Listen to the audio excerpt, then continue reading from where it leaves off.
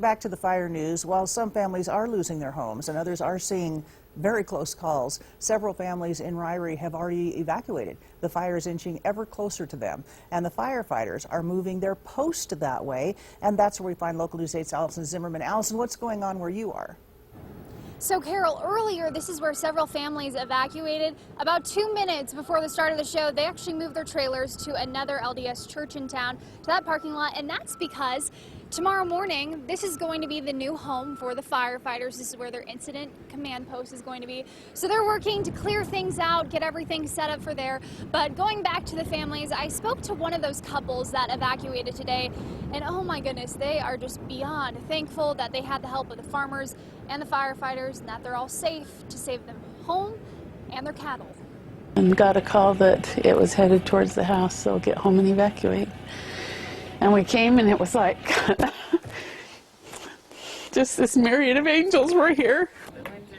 Linda Sharp is one of a handful of families sent out of her home Monday night from the Henry's Creek fire. First things I grabbed were records, like the cattle records with all their, because we raised purebred cattle, so we grabbed their records. And when the myriad of angels showed up on her porch that night. Oh my goodness.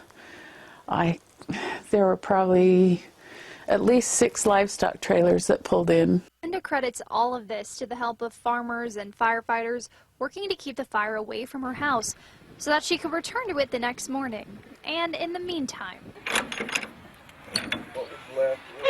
this is their home for her and her husband Bruce. It was chaos, uncontrolled, but it worked. So. And in their temporary home, friends and family are making sure they're not alone.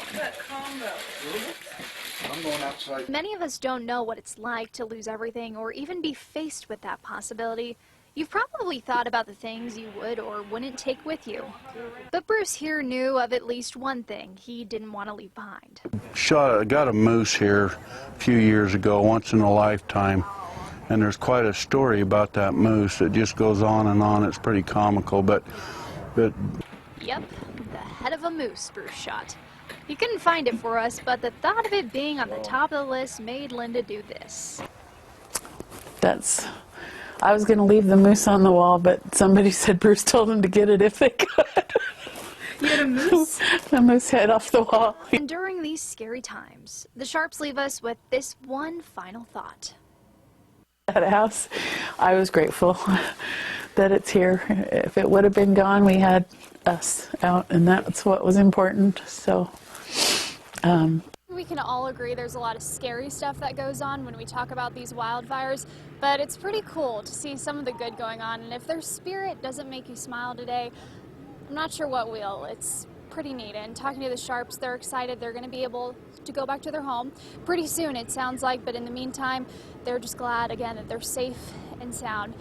Live in Ririe, I'm Allison Zimmerman. Nice job, Allison. Thank you. And for the record, Allison's been at work since 4 o'clock this morning, so we sure appreciate what a trooper she is. For a full list of evacuations that are still going on in the Ririe area, you can go to our website, localnews8.com. Now,